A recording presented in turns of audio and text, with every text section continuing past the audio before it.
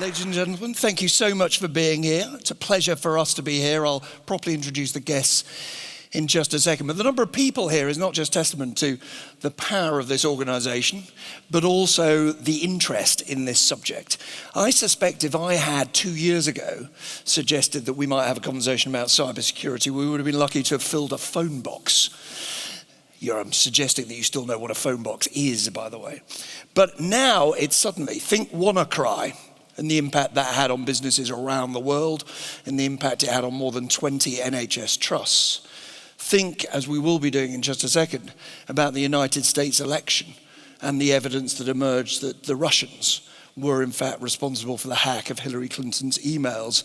The evidence that's emerged since in terms of the attack on President Macron, as he wasn't at the time it happened, but clearly the Macron campaign, what has happened in the German elections, and what I am almost certain has been happening here and will happen here again.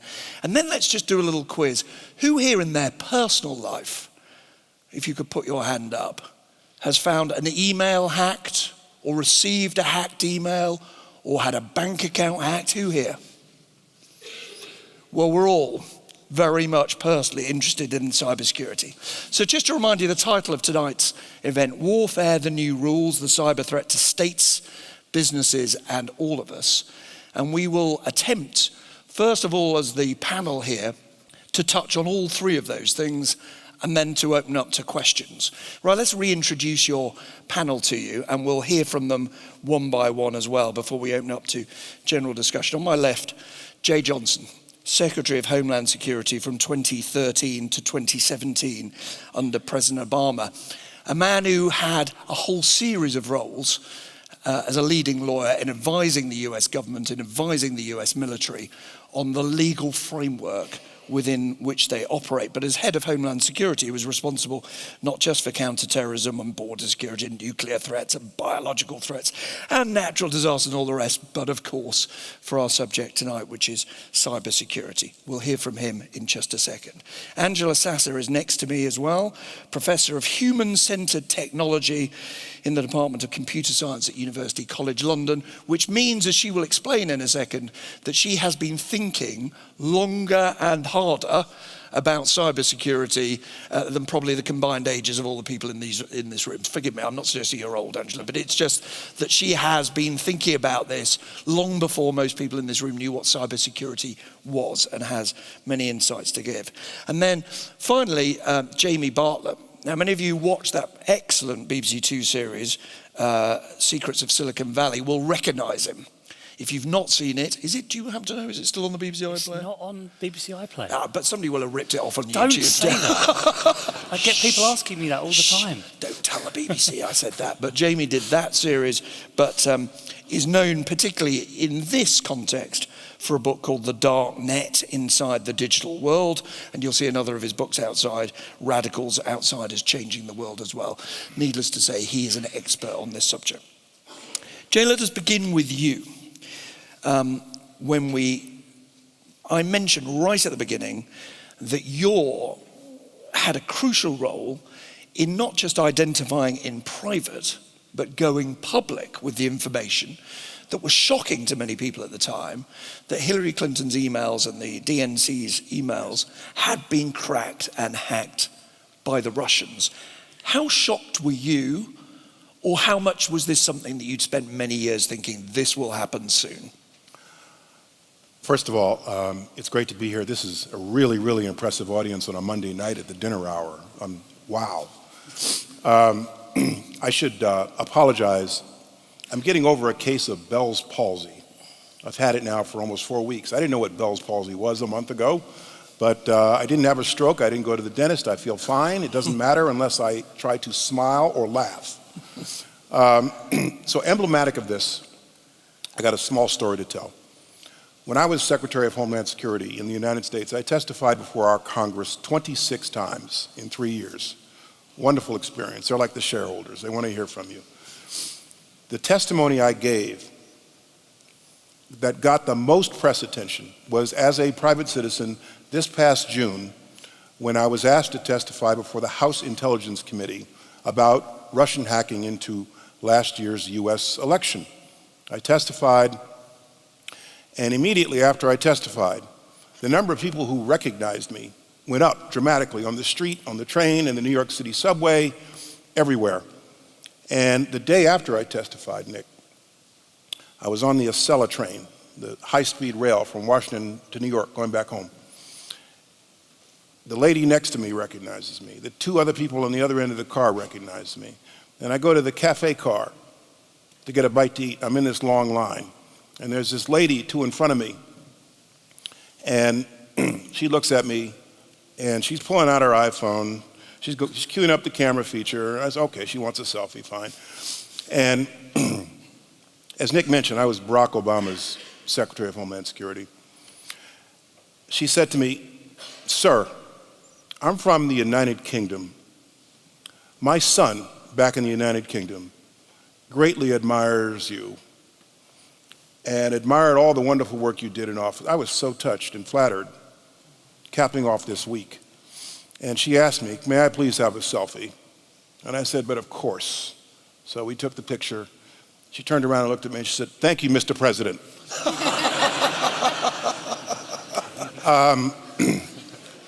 So that kind of deflated my balloon. I love the idea that she thought that the president had got the Amtrak just to go home in his at the end shirt of the day. sleeves, waiting for cheese and crackers. Right. So to answer your question, Nick, when the Director of National Intelligence and I issued that statement on Friday, October 7th, 2016, I thought it was an unprecedented statement to accuse a superpower of interfering in our ongoing election, that this was going to be big news, full banner, above the fold, New York Times, Washington Post. It happened, however, to have been the same day as the release of the now infamous Access Hollywood video, which came out an hour later. So, can I interrupt for 30 seconds? I was interested by your choice of words. It happened to be the same day. As you will know, there'll be plenty of people who believe that that was released to distract, or is that just a wild conspiracy theory? I think in reality, stuff doesn't always happen that neatly and that quickly. Okay, on with your story. But, sorry. So the press was totally distracted by sex, lust and greed, and went off to the other end of the pasture to cover people the... who don't recognize the name, forgive me, but to remind people who don't This recognize is the- this is Trump talking about groping women to a TV host.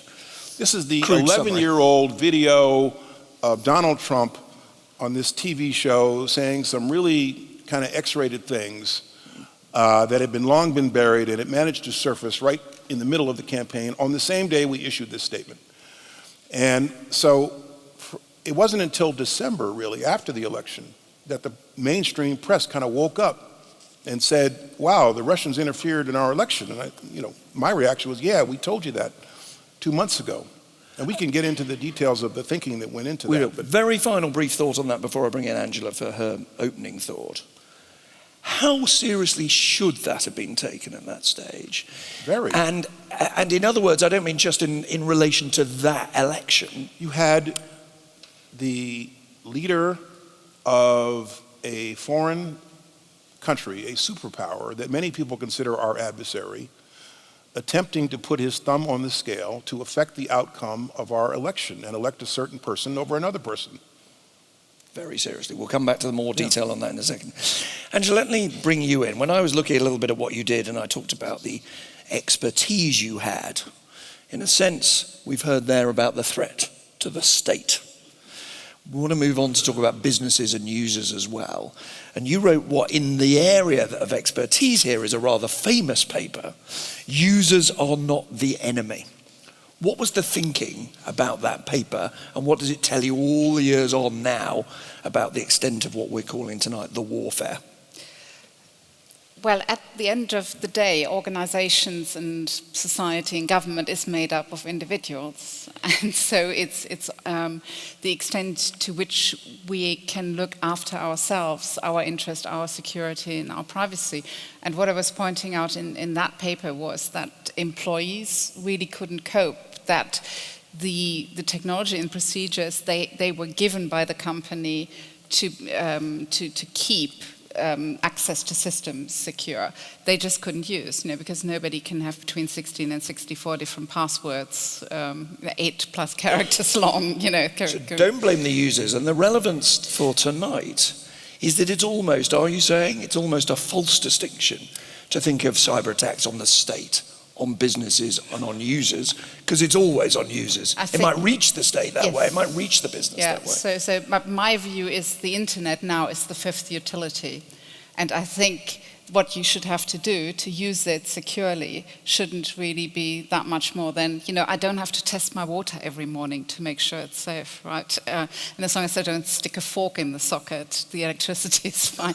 Or start messing around with something the qualified electrician. So the idea that I have to do some sort of multiple-digit password and then change it every month and remember that's different from the one I did the other day. And I bet lots of people here are getting a bit fed up with all the updates they're constantly supposed to do for their things. That gives us a thought to be sort of digesting, and then we'll explore each of these in turn.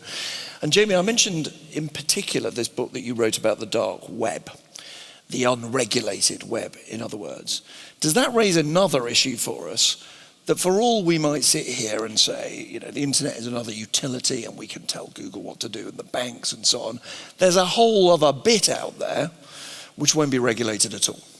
Yes, I think that's right, and I think it's also built on the idea that it can't be regulated. I mean, the whole philosophy of it is that it's beyond the control of nation states, it's beyond the control of governments. And this is the problem, I think. This is what's happened in the last 5 to 10 years. The democratization of the various tools of cybercrime, the barriers to entry have lowered greatly. You don't any longer have to be a skillful computer programmer to be a cyber criminal. It is exceptionally easy. You can go on the darknet. I'm not suggesting you do. Don't do this at home, ladies and gentlemen, okay? Download all sorts of plug-in software or hire somebody to hack into things for you. And I think this is a massive problem because for most people, their experience of cybercrime is not Russians hacking into things or big businesses losing stuff. It's low-level stuff. It's identification being stolen, credit card fraud, bullying, harassment on social media. And my worry is the police cannot deal with this. We have a massive enforcement crisis. The police are overwhelmed. And what I greatly fear is a loss of trust among ordinary people in the ability of the police to do their job online. And when that happens, what you get is digital vigilantism, which is what's already happening. Well, we'll come back and we'll explore that in just a second. So let's pick up with Jay then on the state, first of all. You've told us how serious that was, Jay. Give us a sense of the wider scale. Should we assume that Russia is trying to interfere with every election in every Western state? Should we assume that it's not just Russia, it's North Korea? Is it the Chinese as well? What is the scale of this? We should assume that, particularly after last year's experience, a lot of actors, nation-state actors, criminals, hacktivists, are going to try to do much of the same thing. And when we talk about cybersecurity, you can talk about it limited to the state, but it does affect businesses and all the rest of us. My assessment is that it's going to get way worse before it gets better. And those on offense right now have the upper hand.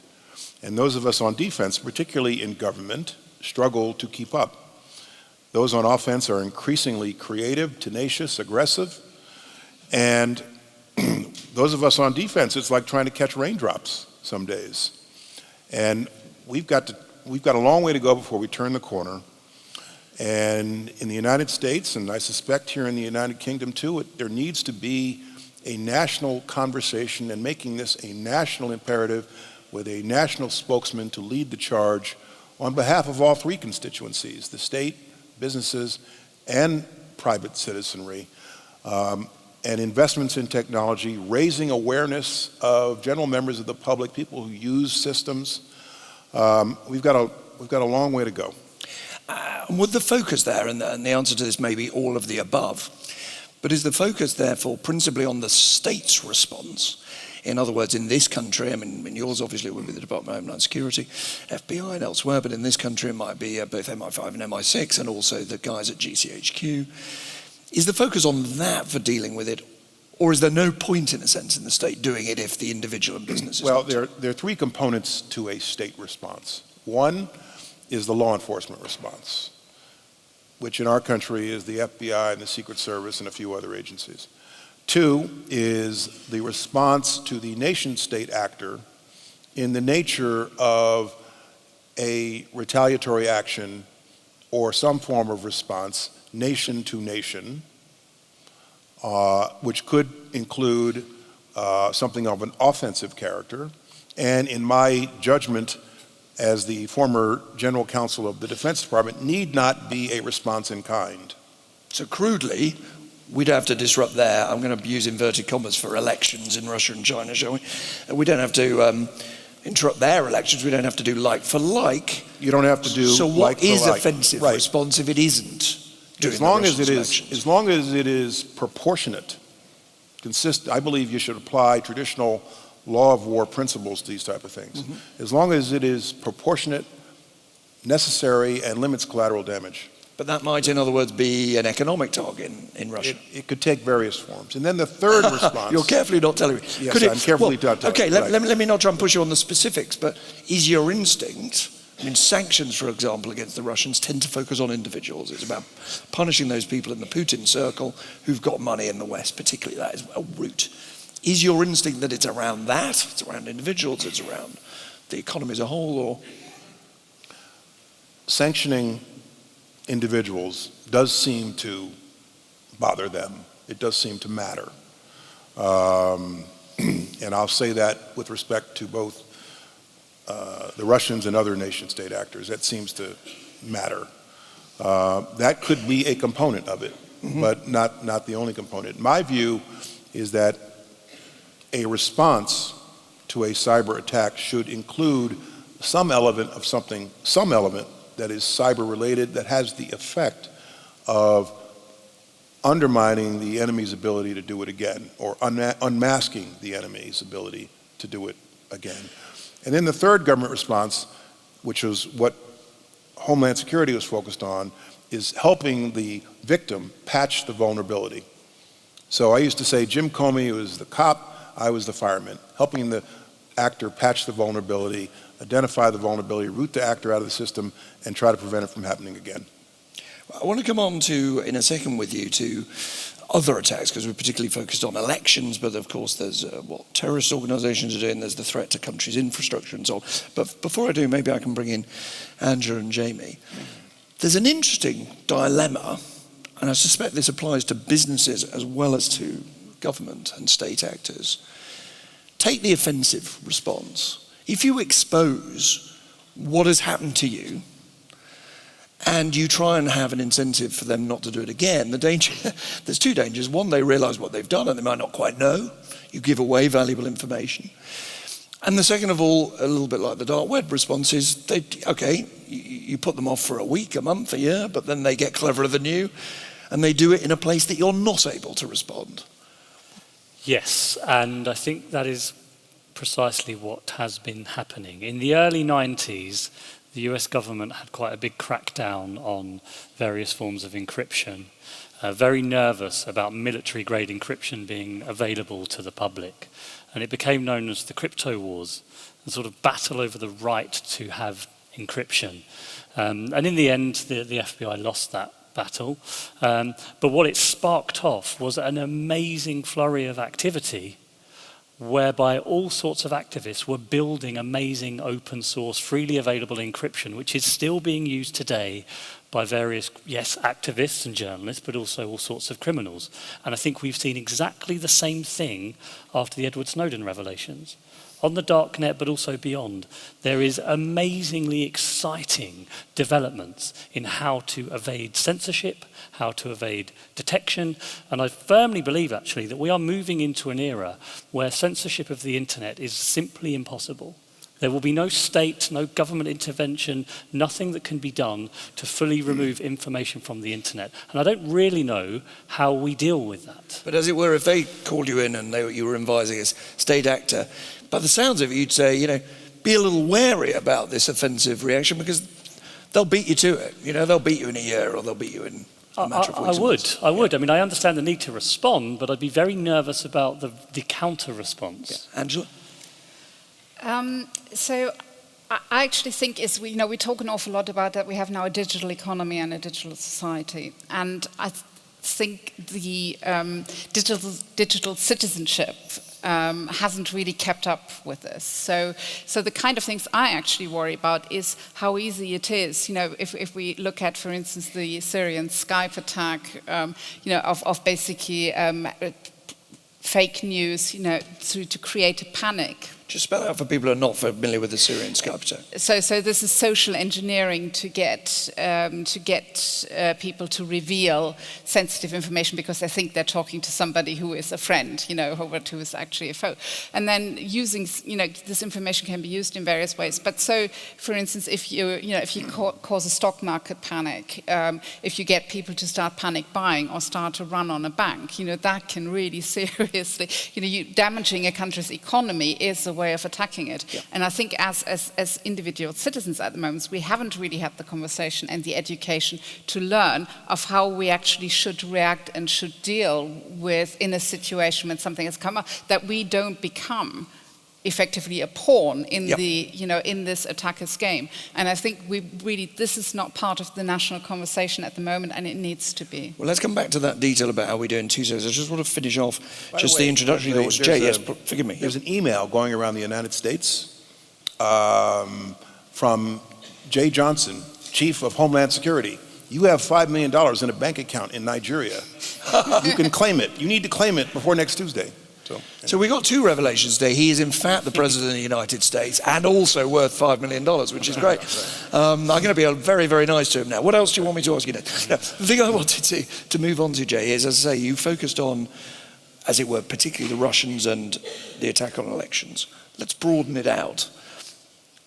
Do you also believe that there is a sustained attempt to attack both physical infrastructure, electricity supplies and so on, and also the, as it were, the infrastructure of the internet, our ability, and the two may be related, of course, so that cities are shut down, or large parts of cities or parts of the economic infrastructure are shut down? I believe that there are actors who are most likely investigating the capability and the possibility of doing that.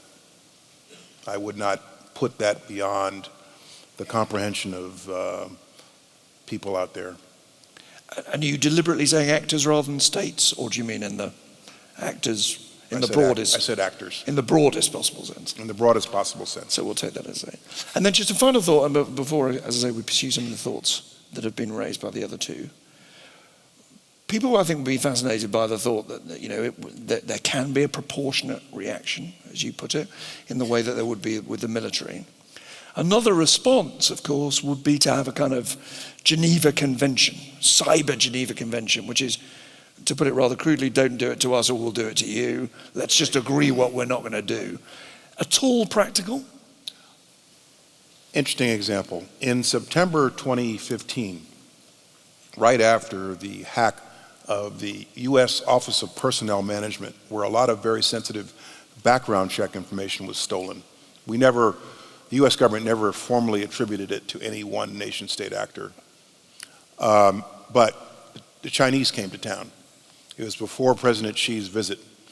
They were very anxious to diffuse that whole controversy. And we took the opportunity to get the Chinese government to agree to one of the international cyber norms that a nation state shall not attack commercial enterprise for commercial gain. Now, I'm paraphrasing, but that was basically it. And they signed up to it. And when President Xi came for the UN General Assembly in September 2015, he made the pledge. It came out of his own mouth. And that's something we negotiated. The general assessments, including of cybersecurity firms in the private sector, is that insofar as what we can see, that level of activity by the Chinese has dialed down, insofar as what we can see. Sure, sure. I was going to say, isn't it rather like an 11th commandment, thou shalt not be found out?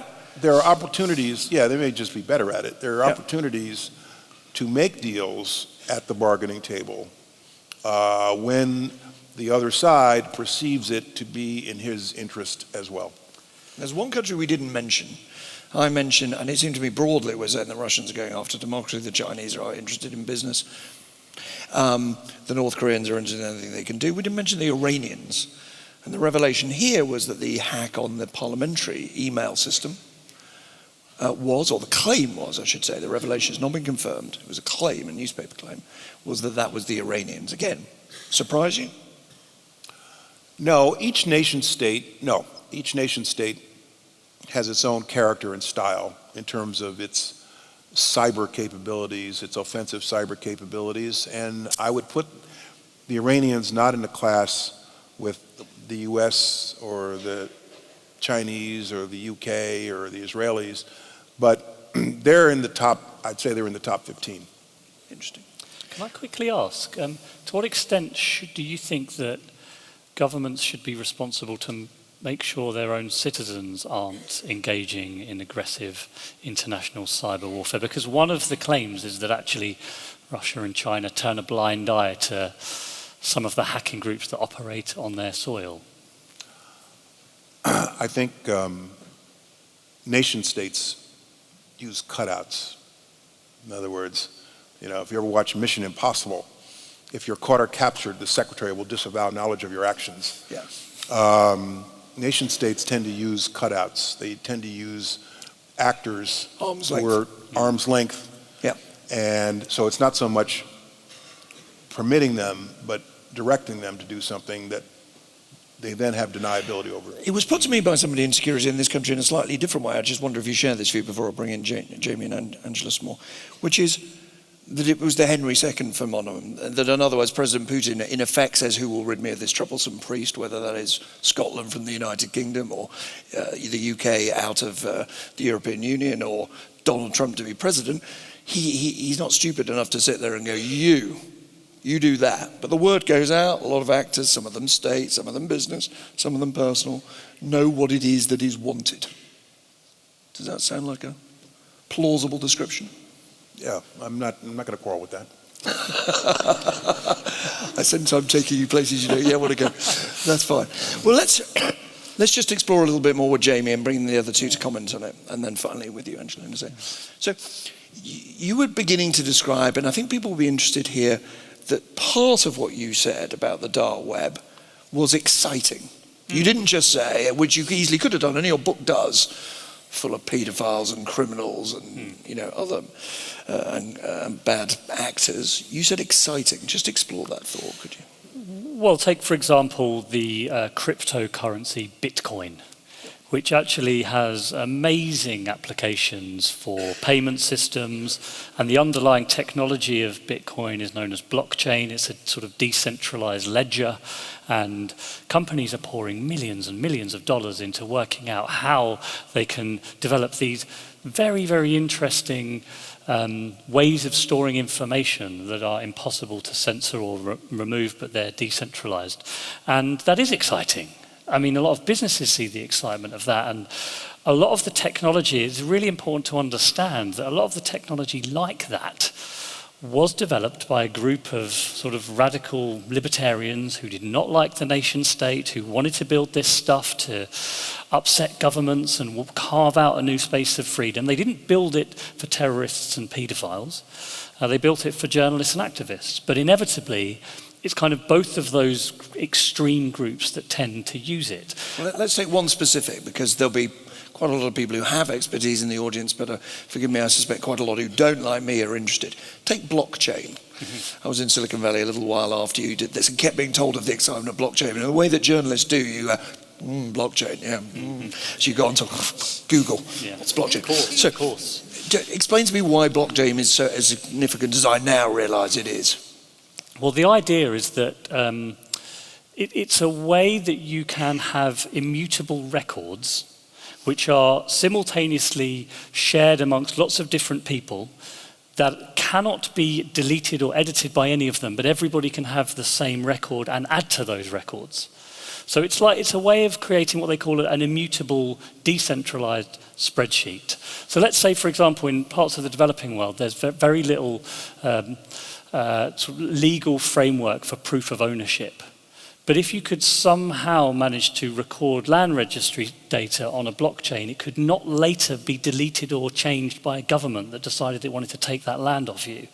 So this is potentially very, very exciting. Bitcoin is the most famous version of it, and one of the reasons that is so popular is because it allows for instantaneous, near instantaneous, but semi-anonymous transactions, payments anywhere around the world in a way that is extremely secure. So this is, yes, and originally... So in a curious way, the dark web may turn out to be a route to greater cybersecurity.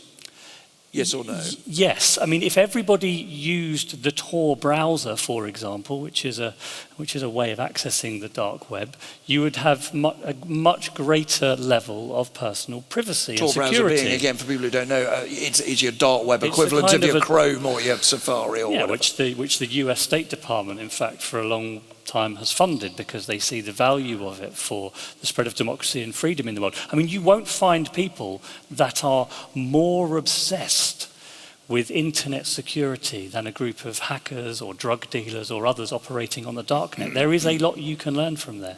Yeah, and is it also, just a last thought before I bring the other two in, is it also something that could mean, and your TV series was particularly about the power of the giants of Silicon Valley, whether the Apples or the Facebooks or the Googles, a way of undermining their power? For a lot of the activists involved in this blockchain technology, and yes, now it's being picked up by all these businesses, but at core it is a radical libertarian vision. Mm-hmm. A lot of them do detest the big centralized, Facebooks of this world with their big servers that can be controlled and manipulated by the people that own the data. This is a rebellion against all of that. And I do think it's going to get more popular because I think we're seeing a bit of a tech backlash. But can I just say this one thing? Edward Snowden revelations are so important and not necessarily for the reasons that people think. I think that Edward Snowden gave people the impression that law enforcement is omnipotent. They can see everything, they can collect everything, there's nothing they can't do. But the truth is, with some of this technology, their job is really getting harder. This is why I was worried. This is why I said at the beginning, I'm very worried about people's confidence in the authorities because they simultaneously think they capture everything we do while they're not able to prosecute crime. I agree with that. Sorry. I can tell you up close and personal, I agree with that. Can you tell us what words you used when Edward Snowden's revelations came out? Are any of them repeatable? Well, I wasn't. No. No. And Jamie is absolutely right that when the Snowden revelations first came out, I thought our government did a good job of declassifying enough about those two programs so that the public could understand what just got disclosed, but then it got away from us to the point where there was so much misinformation out there that the public at large thinks that we surveil everything, we know everything. With encryption now, it is much harder to track crime, it is much harder to track potential terrorist plotting. Very often an intelligence briefing at the end will be caveated with, and I can't know everything because of the encryption factor. Angela, you want to come in? So I think it's very clear that the Snowden revelation raised awareness and that a lot more ordinary citizens and consumers got interested in using encryption. But the studies that we've done actually show that over 80% of them then give up fairly quickly because the Tor browser is a great step forward, but most people still don't use secure chat, they don't encrypt their email. and they don't use the Tor browser because they find it just too difficult. I mean, it's not just that it's difficult in terms of usability. We have a bootstrapping problem, right? If you use email and chat because you want to communicate with other people, and if they don't use the same secure tool that you use, then that becomes really a big problem, and that's at the moment why it gets sort of stuck and it's not happening. True, but I mean, I think maybe the bigger bit of this is that a lot of the tech companies started introducing default encryption into all of their services as a result. So even just using WhatsApp is more of a pain for the authorities, or Signal, or some of the Telegram, some of the other apps that have come out since the Snowden revelations, which you're right, are all about easy available use rather than... Just want to take us back to cyber warfare, just make sure that we stick to our focus tonight. When you hear Jamie describe what's happening on the dark web, what does that tell you about whether the job of people like you, advising people on cybersecurity, whether businesses or individuals, is that getting harder as a result of that? It is, but I don't think it necessarily needs to be. And we're seeing some green shoots. So I completely share Jamie's worry about that citizens might lose trust in law enforcement. But one of the other ways we could, another way of looking at it is if we get the service providers and law enforcement and consumers together and have a conversation about this, I actually think that we're now very slowly see service providers stepping up to taking more responsibility in this space, because if you, for instance, have widespread fraud on certain internet platforms, on the electronic markets and so on, it's the service providers themselves, if they invest in it, put their mind in it and work with their customers and with law enforcement, they can actually spot a lot of that fraud and stop it from happening. And they can give, if you go on somewhere like Gumtree, for instance, you can see that they place certain ads, and when you click on them, they say, okay, we placed this ad here to show you what a fraudulent one looks like, right? Or you go to the dating sites, most of the providers now, they are trying to weed out the ones that basically start 50 conversations simultaneously and just try and wheedle money out of individuals and so on. Now, the sort of cybersecurity we've so far talked about, in a sense, is state to state, as we've talked about. Clearly economic, and we just asked the audience in terms of the data that people can get. What we haven't really focused on yet is information. In other words, using that as a blackmail tool. So not information in order to access my bank account, but information purely because I then know something about you or your business that you will pay me not to reveal. Is that a common now? It is, but actually there's even a slightly more mundane version of it. So we have seen that some nation states effectively use battalions directed by psychologists to collect information about certain people of interest. And certainly we're pretty sure that anybody who works in cybersecurity is a person of interest in this context. And when you say nations are doing it, you, unlike Jay, you've got no constraints of being a former head of Homeland Security. So can we name a couple of names?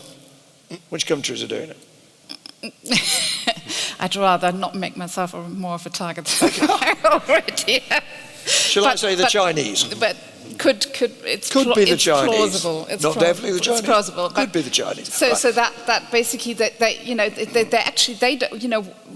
they don't necessarily delineate between an individual and a company. And so if they're interested in a particular company, any individual working there is of interest. And sometimes it might not even be blackmail. It may simply be that at some point they go and just reveal, look, this is everything we have about you. And to just basically get people to get out of the sector, just to freak them out or freak their spouse out. Just to be clear to people, because funny enough, this is the first time I'm hearing it, and Jay, I'm sure it's not the first time you're hearing about it.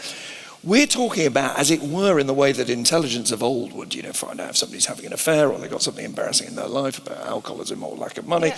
You're saying that now is happening on a grand state-organized scale in order to try and undermine the security of, an adversary. Yeah. Jay, there's certainly in industry sectors they're interested in. There's very clear evidence that this is happening. There was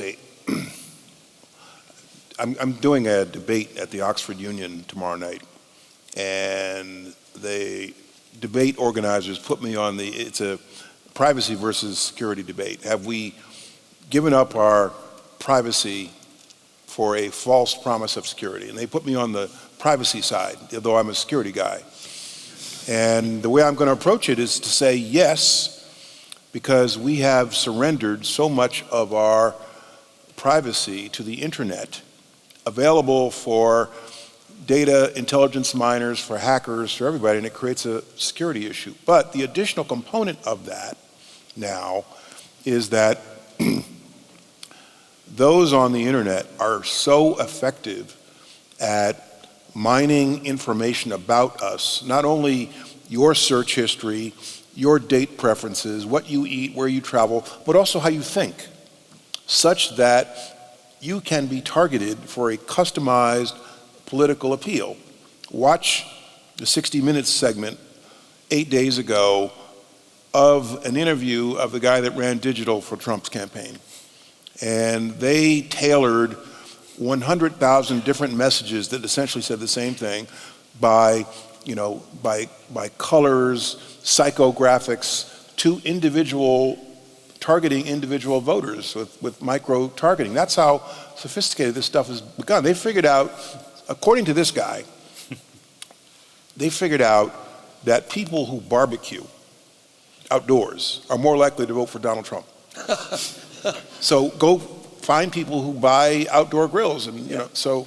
I just want to bring Jamie on this because there's a very striking part of, I think it was part 2 of your Secrets of Silicon Valley, in which you got one of these guys who did Trump's media to look into you. Yep.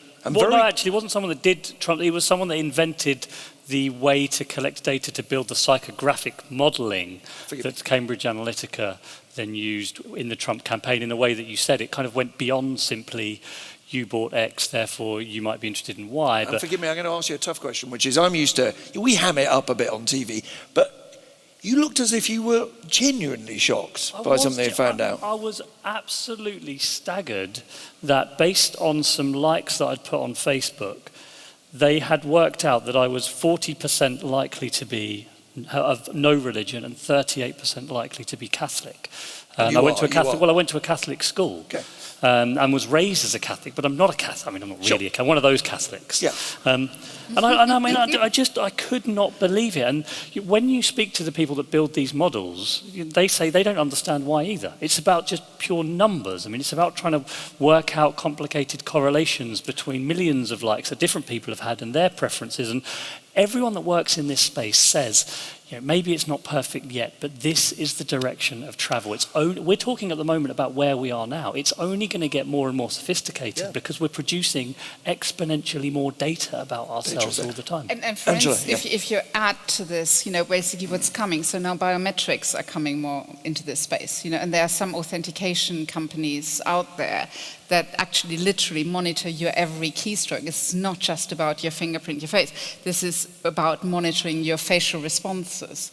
We're going to have eye tracking on devices in the next few years, right? So they don't just know which books you bought, but if you have them on your electronic device, they know exactly whether you've read them or not, which bits you've read them, which bits you got excited about, right? And if you look in a way in the commercial space, this is already exploited in terms of very sophisticated targeting, to find the right time of day to give you the right message, which is irresistible, right? This is something very fundamental here when it comes to politics and political appeals. What it means, therefore, is that we're no longer communicating, this is who I am and this is what I stand for, vote for me. We're figuring out the most effective way to get inside your head so that what I show you is going to make you inclined to vote for me. So we need to shrink for president soon. We'll see if that happens. Andrew, before we open it up to the audience, I want to just give you a chance to talk about 2 things there. One, you've just described, the biometrics. So when I knew I was going to interview you, thought, well, she's going to tell me it's going to be okay, because nobody can do my iris. That's going to be fine. Okay, fingerprints, that's not absolutely so. Are you saying that, biometrics may be the answer in the short term to solve this problem of having to put endless passwords in, but soon someone's not going to know what my iris looks like, and soon they're going to know what my fingerprint looks like. No, what I was actually saying is, well, I mean, we've seen, this is often a question of how well is it, how well have the people who are implementing the stuff done their homework. So frankly, I mean, if you're a major international and you release an iris recognition system that can be hacked in 24 hours, then you just didn't do a very good job. I would say, with all due respect. But no, I mean, in a way, these static biometrics like fingerprint, and that's yesterday's tech. Today, the tomorrow's tech is behavioral. So this is like, if you've, do you know how many sensors your phone has and all the kind of data that actually leaks off it? The way you hold it, the way you tilt it, the way you type, the speed at which you read, all of that information is being used. Can that be used to secure us as well as for... You've spelled out very clearly about how it can be used to attack us, yes, as it were, either as consumers or targets. Can it also be used to secure us? Yes, and it is being used for that. In fact, some banks in this country already use this technology. Give us an example of... You can't, okay. No, but, okay, give us an example of not the I didn't mean you to get you to name the... Well, I did, yeah, but I'm pretending I didn't. I did, but... What behaviour, what sort of behaviour is being used by banks? Well, it would start with things like, when you typically do your banking, but it would actually literally look at how you mishit the keys, for instance, on the soft keyboard. Would they, by definition, as it were, not tell me that that's how they would check it, the security? In other words, could they be using technology about how I do, and not tell me, in a sense they don't want to alert people to the fact that's technology they've got? It certainly happens. I certainly know some bank customers who were very surprised when they found out that their bank was using this technology. Have you noticed, ladies and gentlemen, there are two journalists here who just gab on and say things, and then there are two guys who know stuff. Forgive me, you know stuff as well, Jamie. And then when I ask them anything really interesting, they go, yeah. Which is why they're here, because they know really interesting. Can I ask you all one last question before we open up, okay? You raised, and I think you did as well, Angela, at the beginning, this sense that the trust in the web as a whole, trust in the internet, could be undermined. Do you get a sense that one of the reasons there are cyber attacks is a deliberate attempt to undermine people's faith in using the internet? In other words, is it also a tool? Because if people get used to being frightened of it, will hold us back economically as a country. It may have other impacts as well. Is there a deliberate attempt to do that? Around our election, there was a school of thought in the intelligence community that what the Russians were doing was a deliberate attempt to undermine Americans' confidence in the election process itself, not so much to force a certain outcome, but to just undermine the integrity of the system generally, on the assumption that Hillary Clinton was going to win anyway. So, in answer to your question, there was definitely that school of thought last year. So, in a funny sense, the perfect outcome for them, because they didn't think Trump could win, would be Hillary elected, yes, but with people thinking it was corrupt or that she shouldn't have won. Or you had one candidate saying it was going to be rigged. Yeah, quite. Right. So if it looked like it was rigged, we know it benefits. Okay. You raised the point more generally about undermining faith in the internet. Yes, and I agree that I think especially how successful that seemed to have been, that other countries are going to copy it. But mine was actually, my thought about it is that it's a more organic and accidental process. That just by the logic of having a networked, decentralized system, which the internet still is. Yes, of course, there's centralized companies with lots of data, but the general logic of it is decentralized and it's cross-border.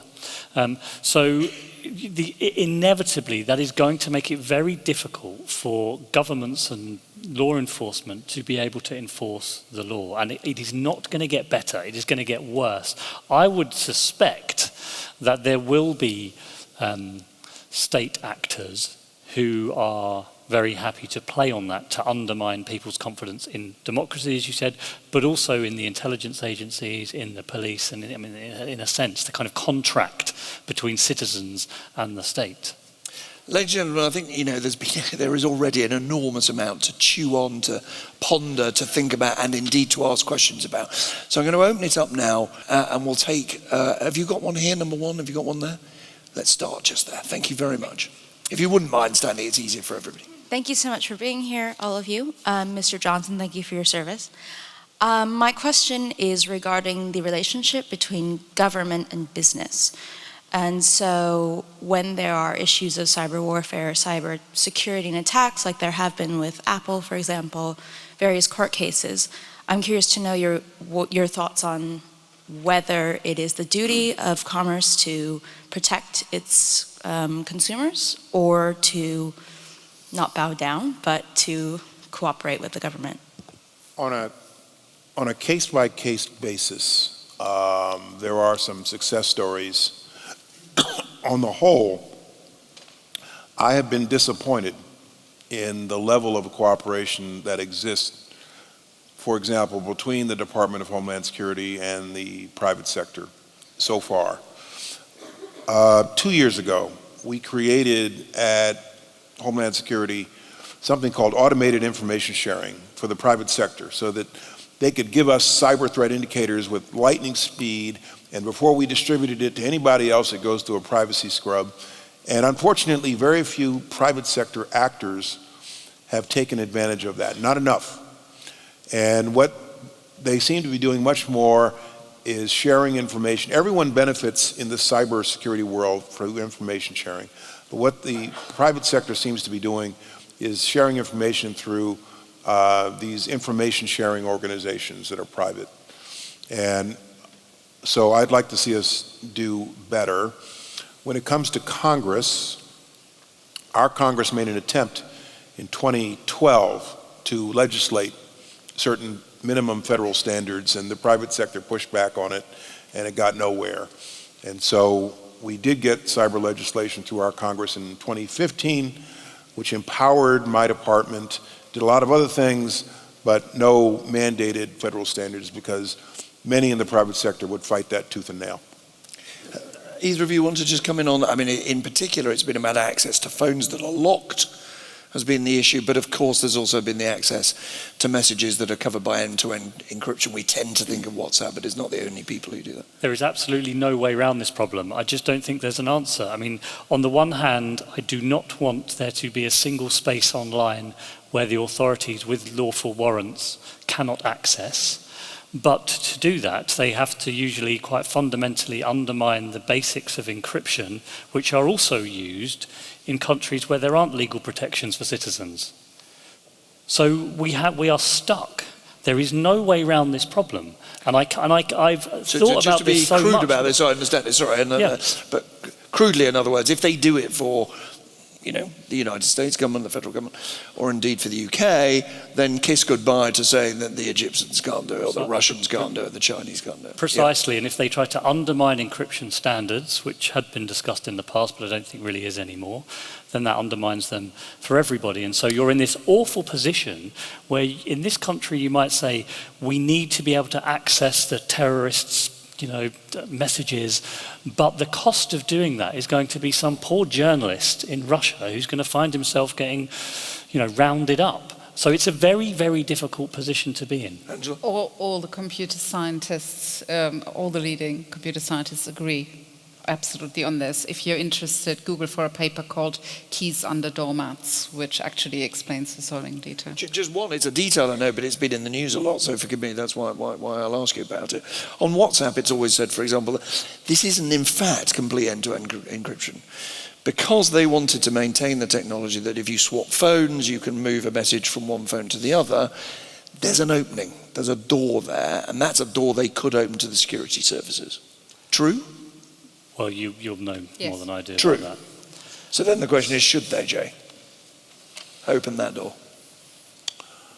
Well, some people believe that the only thing that should be impenetrable is the human mind, and that if we can get a warrant to lawfully require the disclosure of a phone conversation or a diary or your dresser drawer in your bedroom, why not an encrypted communication? What's so special about that? Some people believe that. And I agree with Jamie's assessment. We are where we are in response to the demands of the marketplace.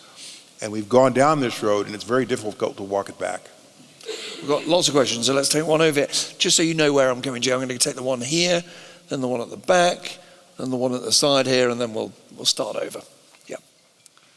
Good evening. I was just wondering, with the future of artificial intelligence, will that remove miscalculation and emotion out of future nation-state warfare? What kind of intelligence, I'm sorry? Artificial intelligence, AI. AI. Could you just, if you, because I suspect there's a thought, I know I said don't give a speech, but there's a thought underlying the question. How so? How might it? Well, I'm is it going to actually support the attacker or the defender, the move in artificial intelligence as we go forward? Thoughts, anybody? I could give a quick answer. I think it will support the attacker, because I think we have the arms race that we've talked about already. And Jay said at the beginning that it's, we're trying to catch raindrops, and there's just and I think with the continued advance of artificial intelligence, that is going to make this even more difficult. It is essential to me that governments are the ones in the end that are the leaders in artificial intelligence, and it is going to have to be so highly regulated. So it's a very different world in a sense that we're about to move into. But that's interesting that you think AI is regulatable, if there is such a verb. I think it has to be. In a way that the internet is not. I think the last question, I have a different view philosophically and technically. And maybe it's the case that it won't be possible to regulate it in the same way. But I think that what I'm worried about is that the greatest advances in artificial intelligence in the end will fall to private companies. They will develop enormous power, unprecedented monopolies over a range of different industries. Monopolies and inequality do not work well with democracy. It is that important. So governments are going to have to step in. Yeah, it's actually one of my colleagues, Andrew Odlytsko from the University of Minnesota, actually he wrote a paper about this, and there's also a YouTube video if you're interested.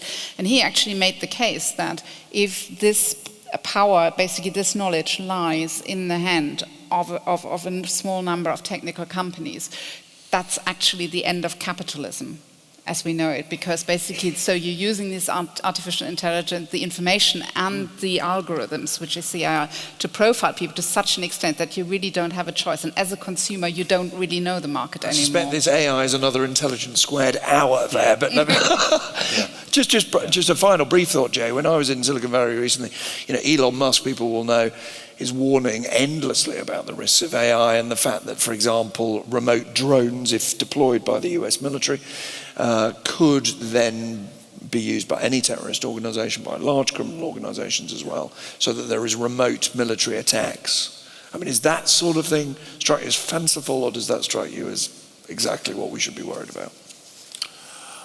Well, when I was general counsel of the Department of Defense, part of my job was to give the legal sign-off for a lot of counterterrorism operations. And, it's interesting, drones are kind of in the same space as encryption. In response to demands in the marketplace, pretty soon we're going to have drones delivering your food to your house, surveillance. There's some really incredible drones that do all kinds of surveillance. And the technology is available, and it's not regulated. So the answer is yes. We face this issue.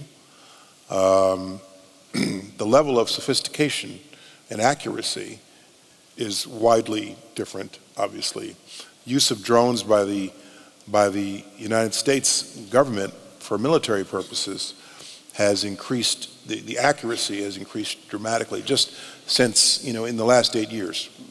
I allowed you to get us off cybersecurity. I'm going to try and get us back. Are we back on cybersecurity at the back there?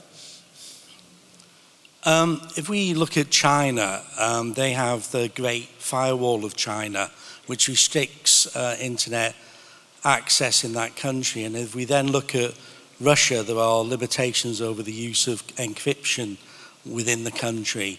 So do we see a scenario here where when we talk about economic sanctions, the Western states start to think about cyber sanctions, so that, whilst anybody can get through on the internet, but at the same time we could actually develop firewall technology that, like nation-state firewalls, that effectively put cyber limitations on other nation-states.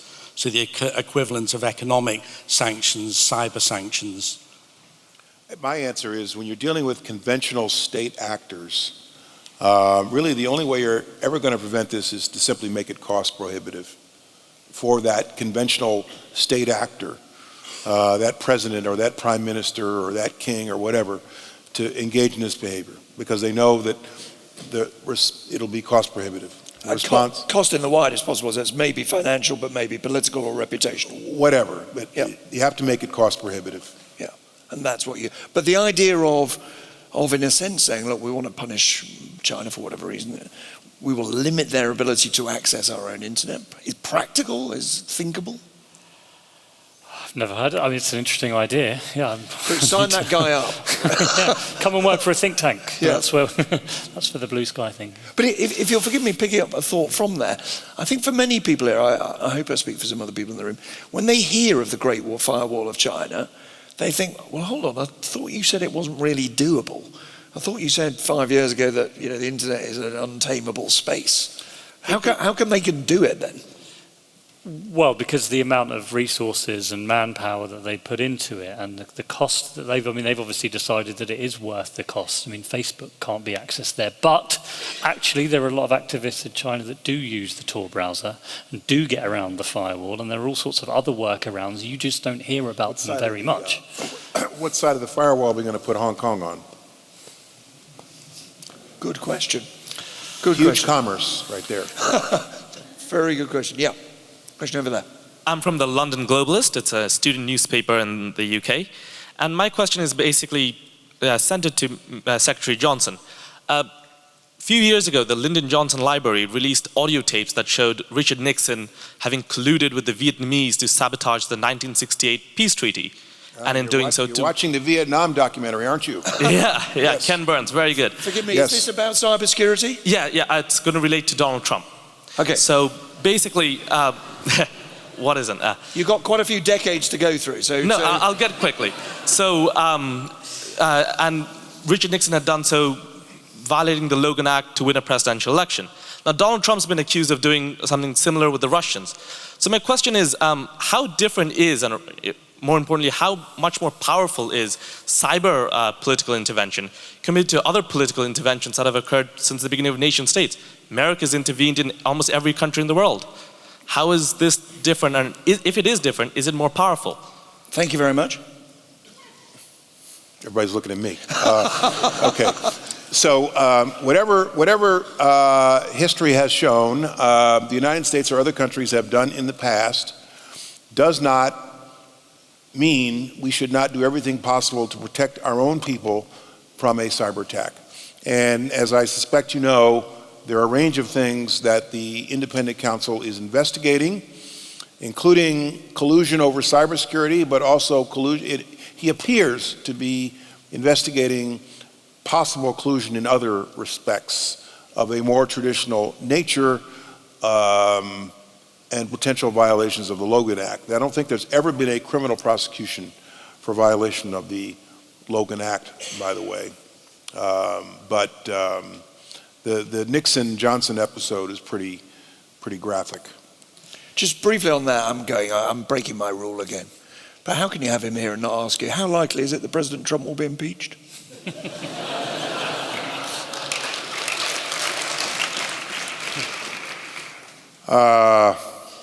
Well, let me not go there. I'm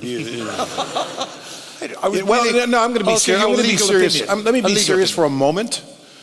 You know, the longer he's in office, the more the American people are going to get used to this kind of stuff.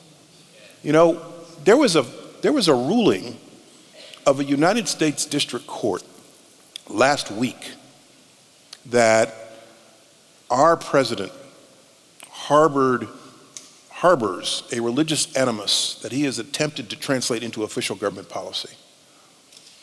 Never in my lifetime would I thought that I would see a finding of my own president engaging in such a thing. I would say... Just spell that out for people who are not familiar. What was the story that led to that? This is the travel ban litigation. Yeah. And I would have said that happens in other countries. Can't happen in mine. The longer he's in office, the more people are going to get used to this kind of thing. And so people ask, well, when is he going to get impeached? Or when is the 25th Amendment going to get invoked? You have to remember, elections are not referendums. They're choices between two people. And so those who want to see change in my country and elsewhere should not take for granted that he won't survive 4 terms or that he won't get reelected. That's where we are. 40% of the American people approve of President Trump's conduct in office.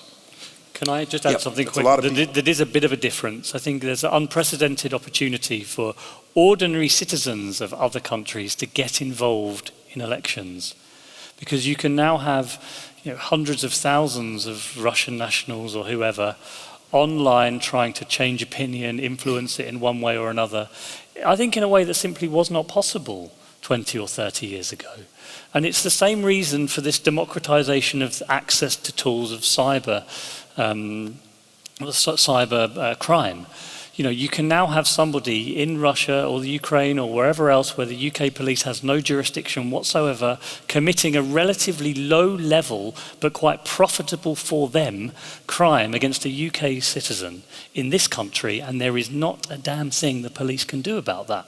And it is the same in our elections. So when we talk about the Russians have hacked our elections and we're going to do something about that, I struggle to understand what that's going to be, because there's no way of stopping that international flow of information now.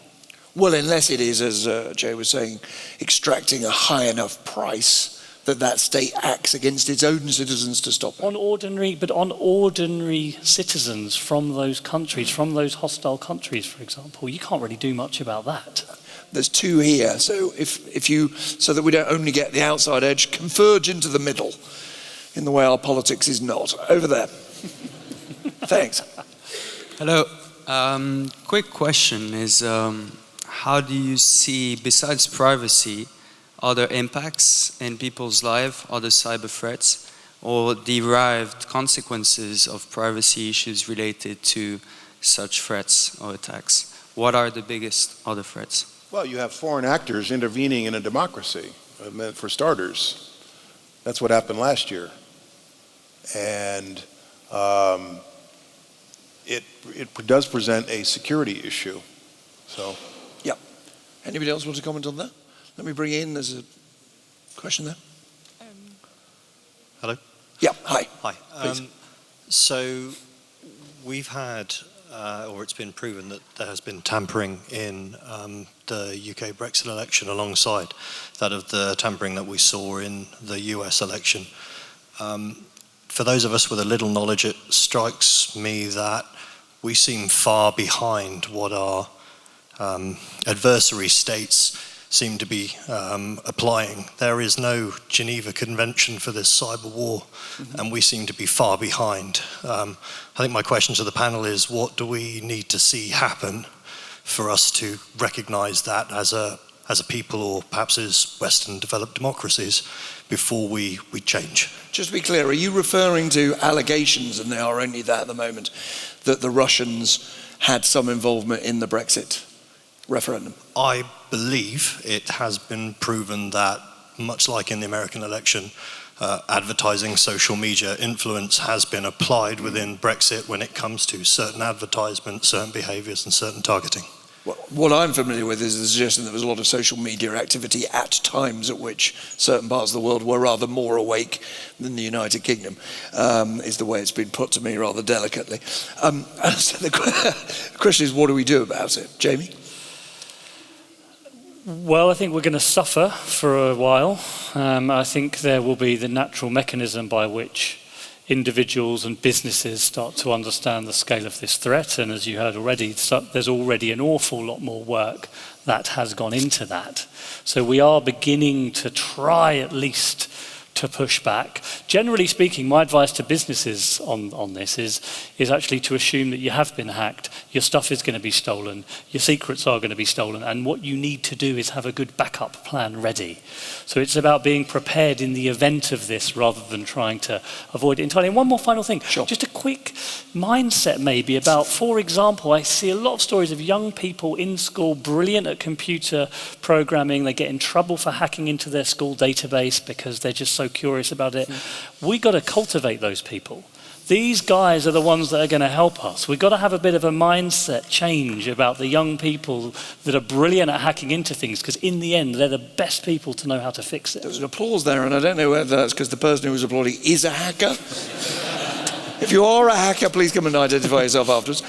Or a teacher. We're going to take number one and number two. There's this thing called ethical hacking that a lot of businesses and government agencies use, where you got people in a windowless room that spend all day long trying to hack into your own system with your consent. Penetration testing is called. It's amazing. But I think the answer isn't just in technology. You know, I think we've allowed, in a way, technology to really take up far too much of our airtime and face time. And become, you know, too much of an intermediary in our conversations and the way we relate to each other. You know, and I always say it's like one of the fundamental things to understand about privacy is that it's about relationships, right? And our ability to actually manage relationships. And I think this kind of, you know, when we see these kind of gulfs, you know, which are now being exploited of people, you know, really having completely irreconcilable views, that is because we haven't been, in a way, forced to have those conversations with each other face to face. And this basically creates this divergence and this echo chamber where people just repeat their favorite views to each other. And nobody is really forced to have that conversation and to pull back and to actually dig out the facts and really find out what the answer is. And I think we should go back to actually having more debates face to face and looking at facts. But we have to relearn this rather than believe everything on the screen. That's a very good advert for Intelligence Squared there. In sense of here we are, face to face, very traditional town hall meeting, as well as seeing it online, of course. Let's take number one and number two. And what I'm going to do in a second is get you to have some wind-up thoughts. And if you'd like me to, ladies and gentlemen, I have a funny sense you will, and Angela particularly, I hope, will forgive me for doing this. You can give us 1 minute of very practical advice about what all the people in this room should do if they want to avoid being hacked, because I suspect there's a lot of... Is anybody want that? Yeah, there we are. So we'll do that, yeah. Number one, then number two. Good evening. Thank you very much for this very interesting talk. I have a very simple question. Why is cybersecurity so difficult? Thank you. Should we do another hour? Why is cybersecurity so difficult? It's actually, there is a simple answer to this, which is that at the moment there is no commercial incentive on people who create new technology and new services to think security from the outset. And so the people who create it just think about the functionality and the wonderful new business, and then they start thinking, you know, only when the attacks happen. And all the security is like bits of sticky plaster stuck on, and that's why it's complicated and cumbersome. So a catch rate. Do you see those incentives turning round? I think it is, and particularly when we speak to older consumers and older citizens who actually said, you know, I don't want a new phone every couple of years. I want something that works, you know, and I want something that's solid and proven. I think a lot more consumers will start to look at those things.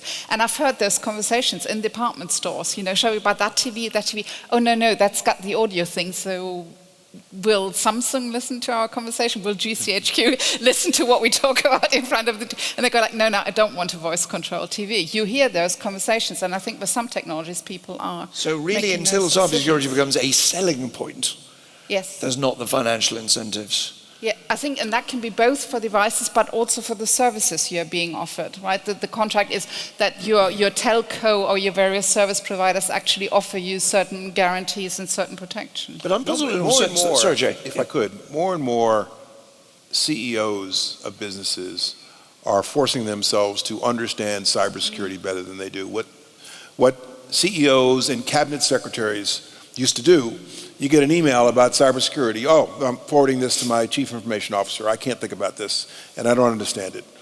And now you see cyber attacks can go to the very survival of a business like Equifax or what the North Koreans did to Sony a couple of years ago. It goes to the very survival of their business. And so they're starting to pay attention.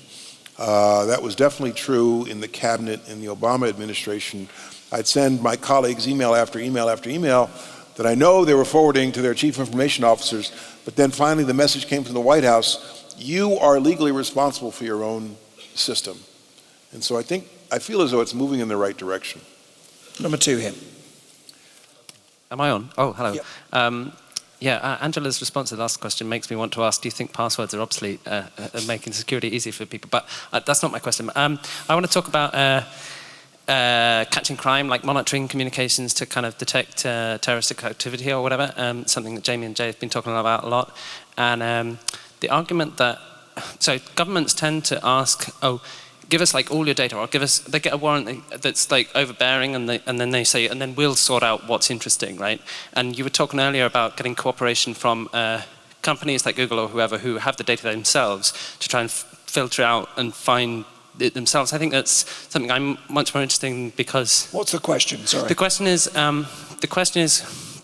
because that seems to be safer for people because there isn't like this censorship. How does that work? Can the government say to the company, this is what we want you to look for? Can you filter on that? Can you look for that? Could there be a lot narrower search? Would that be a way of persuading corporates to cooperate? What he's asking is, can government depend upon the private actor to do the filtering themselves? Is that your question? But can they be specific about what they're looking for? Yeah.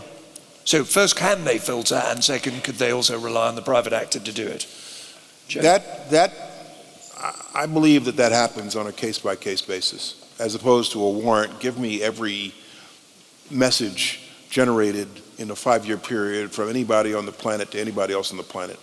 I believe that kind of thing does happen because it has to happen just to get the job done. Yeah, the tech firms have definitely started to take that responsibility a lot more seriously, I think. For me, governments, though, they will always try to get as much data as they can because they will have a tendency to say, we don't know in advance what we'll need, we can't be very precise, we'd like to capture as much as possible, it's called bulk access, and then under warrant, we will filter it ourselves and look at it, and you can trust us, we won't look at anything else. I get why they do that, but that only works if everybody trusts the oversight system and the regulatory system that governs all of that, which I don't think they do. Funnily enough, actually, this is a point where science and common sense concur. So far in the studies that have been done, it's very clear that you don't make the needle easier to find by making the haystack bigger. That's a good thing. Now, we're discuss. It sounds like a philosophical Confucius, he say. Machine learning will help to do that, actually. I think we're almost out of time, so forgive me, ladies and gentlemen, we've got the hands up now. If you haven't got a microphone in front of you, I'm afraid we're out of time. We're going to take 2 in a row and see if they're related, and then we're going to get some wind-up thoughts. Yes, over there, and then over there, and I'm sorry that we're then out of time. You talked at the start about attacks on critical national infrastructure and industrial control systems, controlling energy grids and such like. But I'm wondering what extent you think the United States opened Pandora's box, so to speak, with the Stuxnet worm, which targeted the Iranian nuclear program and was perhaps the first attack of its kind on such infrastructure. Angela, you smiled? No? You're allowed an opinion. That was probably directed at me. It was the question was directed I was just noticed the smile. But I'm not sure how to answer it. I'm not sure how to answer it. Sorry. I suppose the question, which I don't think takes you a place you don't want to go, is like, if you do it to someone else, aren't they bound to do it to you? Was that broadly your point? I think so. Yeah.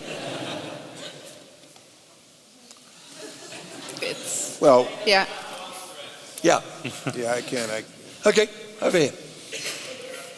Thank you very much. My question is partly based on a conversation many years ago with a supposedly former member of the GRU who was teasing me with his comments, which were basically, why has it taken the West so long to catch up with this one. And to which my answer was, yeah, I wish I knew as well. My question is, attribution. Are there any comments you have regarding attribution where you're positively, you're surprised, it's been pretty good in attributing, or where you're concerned and disappointed? Thank you. Attribution, very often, when you're talking about attribution to a nation-state actor of bad cyber behavior, very often it's relatively easy to figure out the signature, the fingerprints of the bad actor, and the real issue is who's pulling the strings. And after, or around the time of North Korea, we developed in the US government a criteria, policy criteria for when we make attribution. The election episode last year, in my judgment, was very different. You don't go through the normal considerations about attribution because there was an independent overriding need during the election to tell the voters and the public what we knew was going on in their election so that they are informed. It would have been unforgivable, in my opinion, to not tell the public what we knew and what we saw going on. Although presumably there was another thing going on in your mind before you agreed to do that, which is you might do the Russians' job for them, as it were. You might actually undermine faith in the democratic process. There was that school of thought, yes. And I and others, and ultimately the president, concluded better to have informed voters. Better they know. Better they know. Even when it came to Comey later on. Better they know, you know. Including Comey? I can tell why he was Director of Homeland Security. It's very careful about what he said. I said, can I bring you to some closing remarks? Sure. Now, Jane, forgive me, I'll finish with you. Angela's going to kick off, if that's all right. No, I tell you what, I think there was quite a warm, words of approval there for the idea. Some very practical for people here who are thinking, and it may be just go read this. What would you say to people here who are worrying about cybersecurity in their own lives or in their own businesses' lives? So number one is one of the big, a lot of you will have heard about one of the big waves at the moment is ransomware. And actually that affects individuals, but also it affects companies. And we've seen money extorted up to like $1 million. And I think that will just go up. So there's just a lot of very confusing and bad advice out there. So my number one advice would be is anything you care about, make sure you have a clean backup, right? So make it, and just get yourself a very big USB stick or a drive, and make sure you have a clean copy, because then nobody can extort money from you if you have a copy of it. If you're really concerned about your data, number two, learn how to encrypt it. There are some products out there. Number three, with the passwords, it's not the strength of the password that matters. What matters is that you don't reuse important passwords. So basically for your banking, for your main work account, your main email account, take the effort of having a unique password. It's okay to write it down if you keep it if you keep it on you and secure it. And for everything else, use a password manager or use something else. Those would be my top 3 tips. And then number 4 is, yes, I know those updates are annoying and I wish they could actually get a bit more organized, that we'd only maybe have to do it once a month. But the updates also, most of them are security relevant updates. So keep your phones and your Take the updates. Yes. Yeah, I can actually keep my passwords in a Russian doll, ironically, I suppose, in a Russian doll in my bedroom. Because we used to use those things and we called them address books, but sometimes it's the most secure way you could do it. So if you just give us your address, then we can get the whole lot. So just I think this is like we mentioned before, this is going to get worse before it gets better. The Internet of Things, the so-called Internet-enabled devices that we haven't really talked about, of which there's supposedly going to be 20 billion by 2020, has already been exposed as having pretty bad basic security flaws. So all the things that we are already worried about will get worse, but there is good news in things getting bad. In the case of ransomware, for example, suddenly everyone is way more concerned about clicking on things they didn't know that they... Had nothing to do with clicking on but a year ago or 2 years ago, I didn't think anyone had heard of ransomware. And the NHS thing, I mean, actually was probably worth more to GCHQ and the people concerned with cybersecurity than any amount of advertising they could have done. So we will respond as a society. There's no doubt about that. The role for government, I think, is often to incentivize and encourage that, because there are simple things we can do. But in the end, I can't stress enough, governments are going to have to do more. We can talk about education and it's wonderful, but governments are going to have to do more, and they're going to have to take more responsibility on this, which means we're going to have to regulate that power more. So we've got some difficult conversations ahead. And is that your message finally, Jay, that this is something that now must not be sent to the information officers? This has to be the centre of political debate, and the debate about the rights of citizens versus the right of government to I protect used to end many of my public speeches when I was secretary by saying, I can build you a perfectly safe city, but it would be a prison and you don't want it. And I could build you a perfectly safe commercial air flight, but you'd never take it because you wouldn't be wearing any clothes, you wouldn't be allowed to get up from your seat, you wouldn't be allowed to eat, you wouldn't have any checked luggage. And I could build you a perfectly safe, cyber-safe internet system, but it would be a conversation with 10 people inside a wall with no access to the internet. And that's not what the public wants in a free and democratic society. In this context, we have gone so far down the road of surrendering our privacy in ways that I don't think the public at large fully understands. They do in some level, but not fully. You know, when I was a kid, it was super sensitive what books I checked out of the library. And now, you know, collectively, actors on the internet can know everything about you and act on it and exploit it to some degree. And it's going to be very difficult, if not impossible, to pull back from that, because we're marching mightily and fast in the opposite direction with the Internet of Things and other things. Well, I hope you agree, ladies and gentlemen. It has been absolutely fascinating. I want to thank on your behalf, not just Intelligence Squared for staging this event, but of course to thank Jay Johnson, to thank Jamie Bartlett and Angela Sass. Thank you very much indeed.